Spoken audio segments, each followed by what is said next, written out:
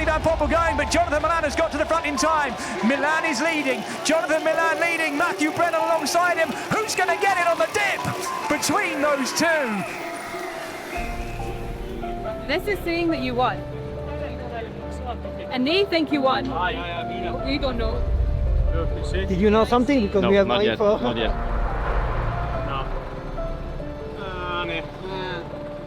Please, sir. That's my contact. 100%. Okay, it's confirmed. Yeah! You don't believe it, eh? Let's go. Nice, enjoy it. Oh, nice.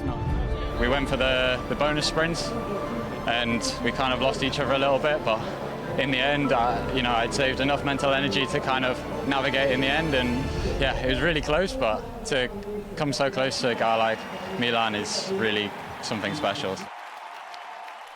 Day 3, stage 2 of the Lidl Deutschland Tour, with Danny Van Poppel in the lead in the blue jersey, trying to see if he can go 3-2-1 in his last 3 rides in this race.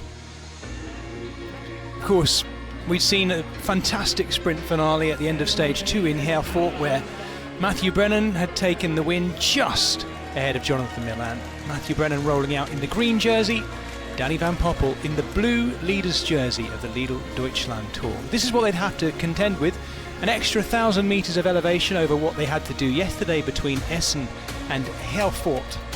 And once again today, a handy breakaway, but this time 5 riders clear of the peloton as they chased. And this time round, they chased that little bit harder. We had a couple of crashes, in fact, the first crashes, notable crashes anyway, of this year's Lidl Deutschland Tour. These were the 3 that were remaining from the original breakaway, including Jonas Rutsch here, who was really the strongest of them, the German, along with Emils Leopins and Vincent Baudet, the Frenchman from Picnic Post-Danel. Well, they were doing their best to stay clear, but the attack started from behind before they'd even got to them as well.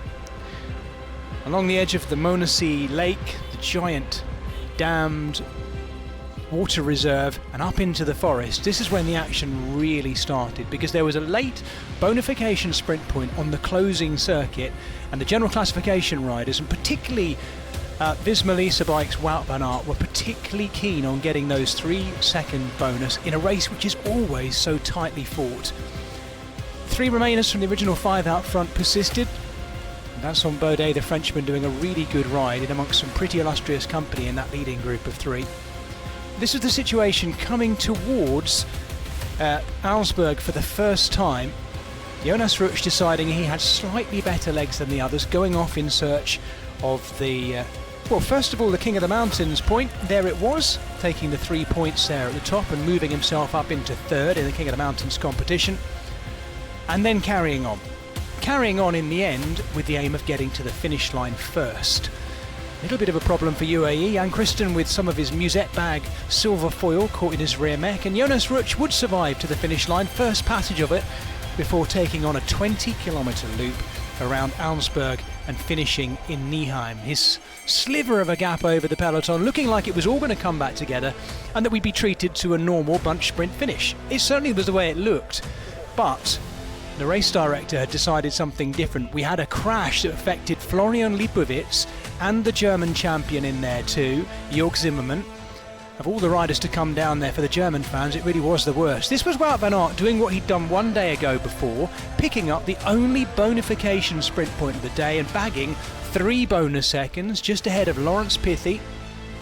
And Laurens Pithy once again reminding us, the Kiwi, that he was in good form. This was Florian Lipowitz giving us a little thumbs up to say he was okay, and then the attack started just after the intermediate sprint point. Spanish champion Ivan Romeo, the first of those to go, and then Jens Vogt and I noticed there were gaps opening up between the leading group, the chasing group and the peloton as well.